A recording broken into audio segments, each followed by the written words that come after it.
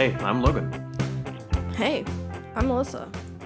And this is Marketer's Cut, a podcast about movie marketing and some ideas that we would like to be considered movie marketing, but are really just our dumb ideas. Or maybe they're good. Okay, yes, maybe they're good. It's probably about a 50-50 split, wouldn't you say? Yeah, it's a 50-50 split. Yeah. This week we are talking about the newest entry in the Marvel Cinematic Universe, Shang-Chi and the Legend of the Ten Rings. Let's get into it. I mean, first, what do you think of the movie? It was good. Anything more detailed than it was good? Do you know what I put on my letterbox? Oh, no. Oh, I forgot to log in on Letterboxd. Well, this is what I put. What?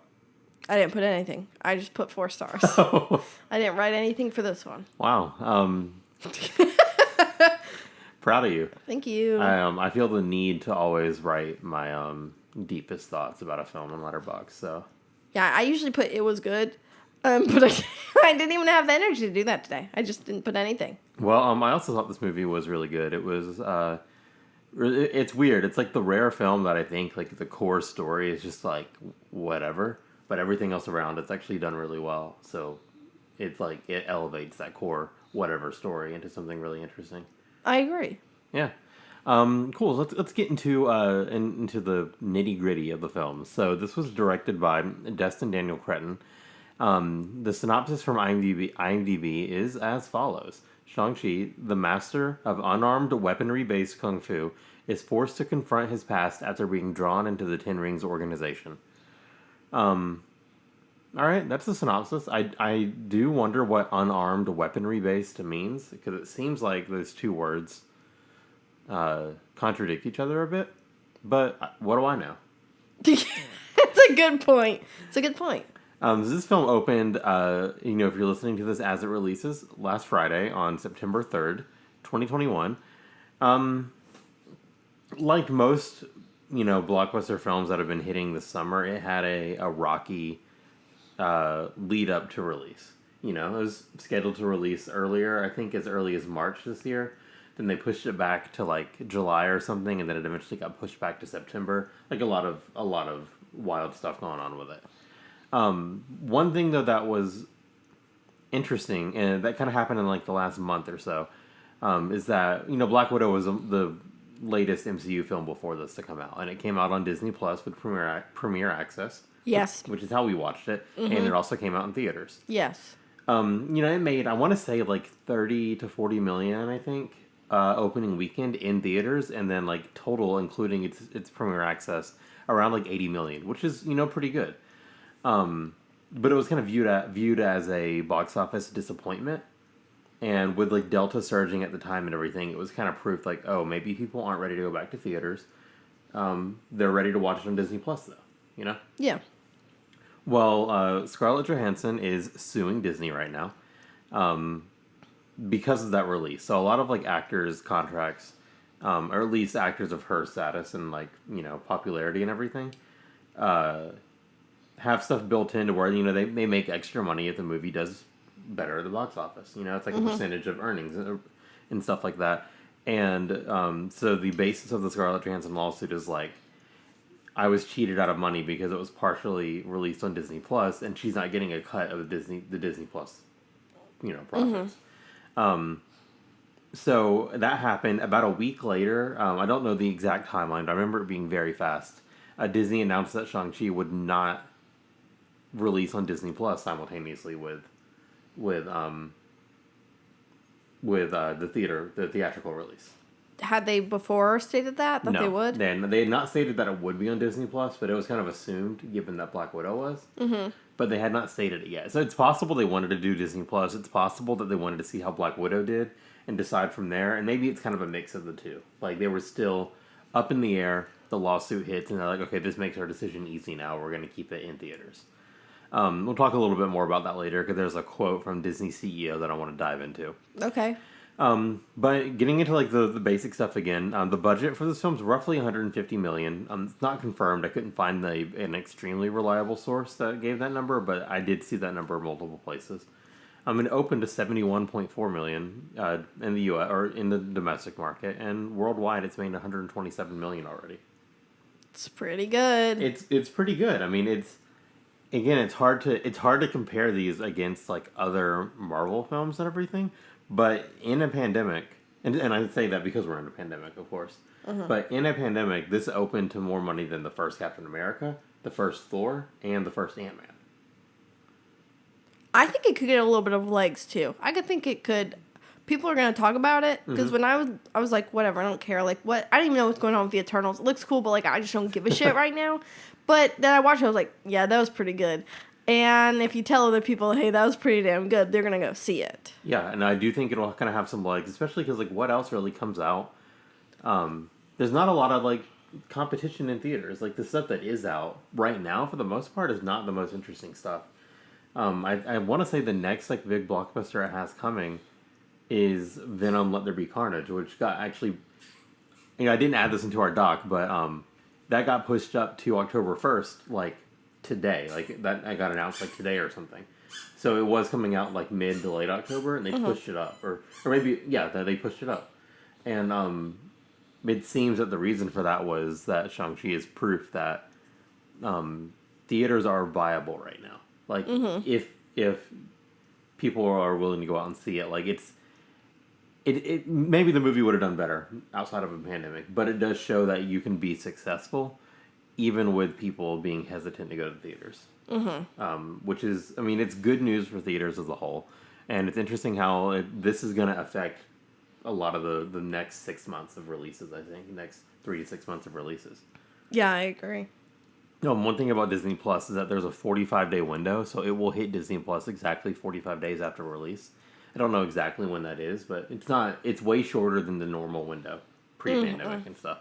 And again, we'll dive into a quote about that later, because it kind of talks about the same thing. On Rotten Tomatoes, it's a 92 critic score and a 98 audience score. Like, really, really well-liked across the board. I think its Metacritic was like a 71, so while most people seem to like be liking the movie, their scores are not like, hundreds or more, around the 71 thing. Which makes sense, but it's really interesting that everything around this movie, the box office performance, Rotten Tomatoes, and then it's a cinema score. It's kind of cleaning up around the board, across the board. Yeah. Around the board, near the board. Yeah. Through the board. Like slightly levitated above the board. Above the board. Cool. So this is where we normally get into a lot of the marketing stuff and a lot of the weird marketing stuff. And there was some stuff about like promotional partners. Like BMW was very clearly a promotional partner. If you watch this movie, like you see that BMW logo a few times, and it's like you noticed it, right? No, I don't. Well, the way notice the cars were shot and stuff, like you see the BMW logo a few times. But for the most part, a lot of the stuff was pretty boring. We can talk about when they released the poster or when they released the trailer and everything, and it's not the most interesting with this. And I think what's a lot more interesting is, like, this movie's a hit. It's clearly a hit, and I think it's really important to, like, talk about how it's a hit despite everything kind of going against the film.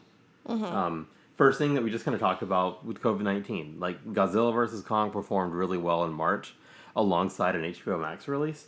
And back then, it kind of gave everyone hope that theaters were fine. Like, oh, theaters are coming back. Like, we're excited. And then almost every single release since has, like, disappointed in some way. Even if it's been, like, probably successful. Like, Black Widow, I would consider for Disney to be successful. For theaters, it's like, oh, people would much rather stay at home and pay $30 than to actually go out and risk contracting a virus right now. Yeah. Which makes sense and stuff. But theaters can't last forever on life support. So it's been kind of worrying. And people really didn't know how this was going to perform in theaters. Like, because, if it would have performed poorly, people would have called the movie a flop and they would have, like, used that against the movie. But it very well could have just been people are not ready to go back out to the theater. So that was a big, it was really up in the air. And, there was a lot kind of riding on, like, a lot of industry stuff riding on how this film did. And I think it's really interesting how it kind of prevailed against all of that. we talked about how Disney didn't seem to want to release Shang-Chi without premiere access. So that alone also kind of shows, like, this film wasn't released. It probably wasn't released in, like, the way that Disney thought was most beneficial, if that makes sense. It seemed like a last-minute decision. It didn't seem like a lot of strategic planning went into it. It's almost kind of like they didn't have any other choice now. So just because they don't get the benefit of releasing it the way they exactly want to release it, that's also something that kind of goes against it. The marketing. So I have a question for you. Like, recently in Marvel marketing, what have you noticed? What are the big things that have happened in Marvel marketing in, like, the past month? Spider-Man. Spider-Man's a big one. That's it. And so the final trailer for the Eternals also dropped, like, a week before that Spider-Man trailer dropped. I saw it at the theater, but Yes. I only see things at the theater unless it's Spider-Man. Then you show it to me immediately and we talk about it with my friends. Yes, exactly. No, so in the weeks leading up to this, Marvel released, like I said, a final trailer for the Eternals, and then Sony released the highly anticipated Spider-Man No Way Home trailer, which broke records and stuff, by the way. That's what we're waiting for. Give me Spidey. But I thought it was really weird how all this stuff was happening, like, weeks away from the Shang-Chi release. Yeah. And it's like it already doesn't seem like you're putting a lot behind the marketing for this film, and now you're doing stuff to take away from it. Felt really weird. Like, Eternals doesn't come out until November. You can wait until September 15th. Like give Shang-Chi a little bit of, like, room to breathe, and then release that trailer. I think there was also, like, a cover story on one of the entertainment or one of the industry web or magazines, like it was Variety or Hollywood Reporter or something, of the Eternals. Like, they were on, like, the cover of the front page and everything, you know. So again, like, there was this sort of calculated plan for the Eternals that directly coincided with what seemed to be no plan at all for Shang-Chi and didn't seem to be great for the movie. So again, like, it doesn't seem like it was marketed with the same intensity that other MCU films are, and it received a lot of negative, like, press and attention for this. Because when I was trying to find, like, the weird marketing stuff we always talk about, all I could find was stories about how TikTok and stuff are calling out Disney for not marketing Shang-Chi in, like, the way that it probably should be. You know, and hinting or claiming that it's racially motivated, which seems possible. They're like, oh, this is our first Asian-led film in the MCU. Like, maybe they didn't have a lot of faith in it. Possibly. Well, let's talk about other films. Did they do really good marketing for Captain Marvel? I don't remember the marketing leading up to Captain Marvel, but I remember the marketing leading up to Black Widow, and it was everywhere. Yeah, but Black Widow, everywhere. well, she is a woman. But everyone was mad about Captain Marvel. Well, that was more. I say fans with that word's doing a lot of heavy lifting here, but that was more people reacting to Brie Larson, and then taking it out on Captain Marvel. Okay. Yeah. But it seemed like they there was a heavy push behind that movie, and that was clearly pre-pandemic, so I don't know how much we can compare it, but, like, That's a good point. it still seemed less compared to Black Widow. Yeah, they were pushing for Black Widow. Yeah, so that was obviously, again, another thing that seemed to be going against the film. It was also given a lower budget than most other Marvel films, which, you know, it's an origin story of a hero people don't know. Guess what other origin story we got of a hero people didn't know? Like Iron Man and shit like that, you know? Yeah, that's a good point. So again, everything kind of leads to Disney just not really thinking that this movie is, like, they think it'll be great for the MCU and successful, but not, like, their biggest thing. It's not their main focus. Eternals is their main focus. Why? I'm not sure right now, because it also has, like, a what the fuck is the Eternals kind of thing going on about it. Yeah, But it might be the star power behind Eternals, and because Shang-Chi doesn't really have star power in the U.S. market, then it doesn't have... Maybe they just don't believe in it. They didn't believe in it. Because who is the biggest... Awkwafina. Yeah, and probably in the U.S. market, that's probably the most recognizable name in this film. Maybe Michelle Yeoh. Maybe. But I doubt it. Because, I mean, I think it's Awkwafina. And then, Eternals has Angelina Jolie, Kumail Nanjiani, Brian Tyree Henry, the guys from Game of Thrones, Josh Brolin. Oh, wait. Fuck. That's... No, that's for Dune. That is for Dune. We saw a Dune trailer before Shang-Chi as well, which can't wait. Can't wait for Dune. But yeah, this is all speculation. Don't have any proof, but it just seems like everything, like looking at everything in a holistic way, Disney didn't treat this film the way they treat the other MCU films. Mm-hmm. Possibly.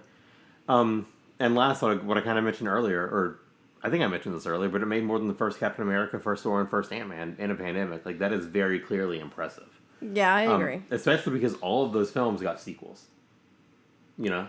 It's a good point. And Captain America is, was R.I.P. Well, he's not dead. I don't know.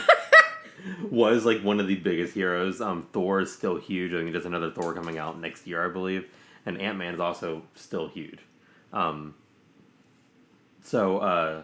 It's Shang-Chi is clearly like the next hit in the MCU, and it definitely reached that status against like some wild odds in an insane market. So I thought that was mainly like the most important thing to talk about here. Yeah. Any extra thoughts you have there? No. And lastly, this quote that I've been talking about the whole time. Here's a quote from the CEO of Disney, Bob Chapek. On Shang-Chi, we think it's going to be an interesting experiment. The prospect of taking a Marvel title to Disney Plus after just 45 days would be an interesting data point. And it's like, yeah, sure, I guess, but that's not how experiments work. Like, is that all he said? He said some more stuff, and it was in like an investor call, but like, that's not how data works. That is a single data point. It doesn't really tell you much, especially when, would you say Shang-Chi is like anything else in the MCU? No. No, like even a lot of the other films like had stars that were somewhat more well known. I'm not sure how well Chris Hemsworth was known when Thor started, but I know Paul Rudd was extremely well known by the time Ant-Man came out. Yeah. Chris Evans was a very well known actor as well. Maybe not in action films, but him and Brie Larson. They were both in Scott Pilgrim. I love that for me. So it's a weird thing to treat this as an experiment, and Simu Liu, who is very active on Twitter, I think actually one of the biggest like marketing things around this film is just how he tweets about the film. Who? The Simu Liu who plays Shang-Chi. Oh, well, you didn't say his name at first. He's just very active on Twitter. I mean, like, he's been tweeting today like about the performance of the film, and tweeting like reaction images, and the reaction images are photos from like a stock photo shoot that he did a while ago. I saw the stock photo shoot that he did, or I saw that he did it, but I didn't look at the photos, but I saw that. Yeah, they're very good. They're very funny. And he's very funny on Twitter. Like, I've been following him since the announcement of this film. And he's been, very active and like doing everything he can to hype it up. And he clapped back like publicly on Twitter against what this said. He's like, we're not an experiment. We're not a data point. Like we're breaking barriers here and stuff, Yeah. So it's also, I mean, this seems like the biggest bit of proof that Disney's just looking at this like an experiment. Yeah. And not treating it like an investment or a project that is going to be extremely valuable. Or probably the next Avenger. Maybe. I mean, out of any hero around right now, I want to see more Shang-Chi. Yeah, me too. So yeah, we can move on now. Talk about the trailer a little bit. It's kind of a cool trailer. I really hated how they showed a lot from the film. Yeah, no, I was thinking that. I was like, why would they say that in this? And they showed like a bit from like one of the final fights and stuff, like which I thought was like it's a spoiler. Like it was a momentous moment in the film, and like getting there and everything. I don't know. It felt weird that they showed certain things. It's almost like they were grasping for special effects shots to show in the trailer, when there's a lot of like really cool non-special effects like action, but maybe they just wanted it to be more bombastic for the trailer. Oh yeah, because what if he was like, and they could have showed that. That was always cool. Yeah. Is that a spoiler? No, I mean you didn't really say much. Well, I'm not talking to. I'm talking to you, and you saw what I did. Yeah. I did karate. I don't. No, Sorry. that's what it was. Karate. I don't know if that's what it is either. Well, that's just how SpongeBob says it. Oh, okay, great. But yeah, that's kind of how I feel about the trailer. Seems like we're both on the same page with that. Same thing with the poster. It's like it's a very basic floating heads type poster. What did you expect from a Marvel head poster? Nothing different except if you're looking at the poster, the final poster for the film, I mean, you have, Shang-Chi in the middle, you have his dad kind of looming behind him. Really great. Honestly, kind of cool design with the rings and everything. Like, it looks cool. Yeah. But then in the front, in the very foreground of the poster, you have them fighting with the rings. And it looks bad on the poster, I think. Don't you think so? Doesn't it look like it was thrown on after? It's not great. I don't think it's good. Well, what else would they have had down there? Give me your idea. Nothing. It'd be too much space down there. Space is good. No. You'd be seeing Simu Liu's abs, which is like not bad to see on a poster. Well, except he has a shirt on. I mean, there's nothing you're not. Well, if we could see them, I could tell you whether or not they poke out through the shirt or not. Oh my god. I'm just saying. I think what's on the front looks a little rough compared to the way the rest of the poster is set up. Do you have any marketing ideas for this movie? Of course. All right, go with it. Okay. Go with God. So, in the big cities, I do the same ideas every time. You're in a big city. And you're just like walking, you're like walking, and like some rings start falling from the sky. It's actually people on top of tall buildings and they're dropping them. And they're just like little rings. But you don't know, is it for Shang-Chi or is it for Sonic? Cross promotion. It's a cross promotion. It's Sonic and Shang-Chi.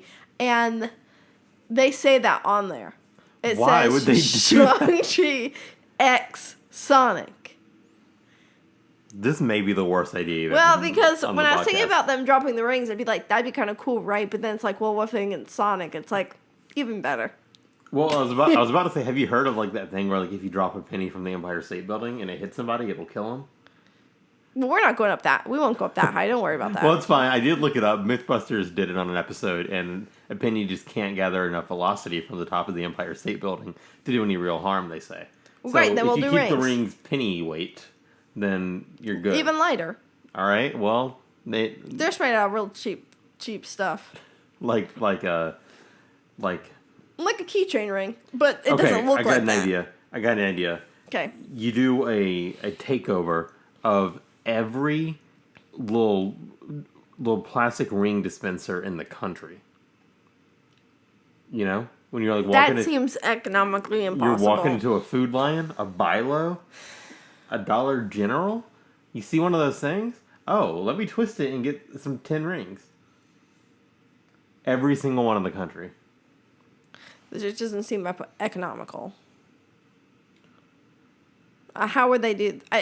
How do you know where they all are? Sometimes people just buy them. I have another idea. Okay. You ready for this? Well, I want to know more about this idea you just said. Okay, no, then ask them questions about it. How would you do it? How would you know those people who have those dispensers? How would you get every single dispenser? Google. I don't think they have to register them. I don't think they're registered. You think that the government just lets them have those willy-nilly? I bet we could have 4 in here. I don't know why we don't. I fill them up with tattoos and get a new one every day. I think it's very plausible. I have another idea. Ready? What? All right, you do a giveaway. You do a nice contest. All right? Mm-hmm. 5 lucky winners. 5 lucky couples can win this. Mm. Couples that are getting married. Mm-hmm. And then you provide the wedding bands, which are 2 of the 10 rings to each couple. Okay. And that's it. Maybe you fund the weddings as well. It gets very expensive. Yeah, because those rings wouldn't be that great, and like how much money are you putting into the rings, and why? Make them real good rings. Yeah, but if you have a scale and it's like bad ring, good ring, just maybe 75% of the way to the good rings side. Okay, so I don't know if I've ever shown you, but you can get a candle that has a ring inside and it can be valued from $5 to, I don't know, whatever. And they have a bunch of them. And you could do that where they do this movie. But that's the thing, is that there's only those rings. You can't get different rings. It'd be nice if they had other rings. All right, what about this? An app called Good Rings. And it's a review app for rings. And it's just heavily funded and advertising Shang-Chi and the Legend of the Ten Rings the entire time. Well, I was thinking it'd be not funny. Like Case Jewelers always has, like, look at this Disney stuff we have. They could, like, I don't know, they could cross promote with that and be like, ooh, you want a ring? And they, like, show him and he's got all these rings. It's like, you don't need to buy 10. You only need the perfect one. And then, they do a whole ad about it. So, Shang-Chi jewelry store cross promotion. Yeah. That'd be interesting. I know. I mean, they don't need to have his rings or his stuff. I know, but it's just like use it like an ad or something. You get that stuff all the time in ads, Yeah. Yeah, okay. Now, did you think that Awkwafina... Spoilers here. These are spoilers. Do you think Awkwafina was, like, really looking at that horse dragon that kind of looked like her last Raya character? I feel like she's really looking at it, like, really good. Like, they were, like, focusing on her, and it's, like, this dragon-looking thing, and it's, like, blue like she was. And did you get that vibe? I mean... I was like, they're hinting at... I don't think they were hinting at anything. Raya and the Last Dragon here. Both Disney movies. Now, Awkwafina has been killing it this year. Well, people don't like her that much right now. Well, I know. Well, what has she been doing this year? Raya. And? Shang-Chi. That's it. Those are two really big movies. Well, yeah, I didn't know if you meant movies of the year so something far. else. I didn't know if you meant something else. No, her use of black scent has been taking some flack. But I feel like she's been backing off it a little bit. Yeah, maybe. I don't know. Any other ideas? I've been throwing out great ideas here. Yeah, and so have I. That's true. I guess it is back around to me, huh? Right. I mean, but you said two in a row. I mean, if I think of one, I will just shout it out, but I don't have one at the moment. Okay, so well, you know what? Wait, I did those the candle one, Yep. and then another one in a row. Your turn. All right, so Simu Liu was in that show called Kim's Convenience, right? I didn't watch that. You did watch that a little bit. I watched you watch like 15 minutes of it. I didn't watch any of it. Oh, I didn't watch that. We just spent a good amount of time off mic arguing about whether or not Alyssa watched this. She claims she didn't. So get off your phone now. I know I didn't. I can check your grandmother's Netflix right now and show you that my account says, no, Alyssa did not watch this. We don't... Okay, can you... Get off your phone now. We'll figure it out later. But he was on this great sitcom, Kim's Convenience. People love it. Show off his comedy chops with Shang-Chi. Do a 10-minute Shang-Chi sitcom. You know? With, like, the family and everything. With, like, the dad and, like, the sister.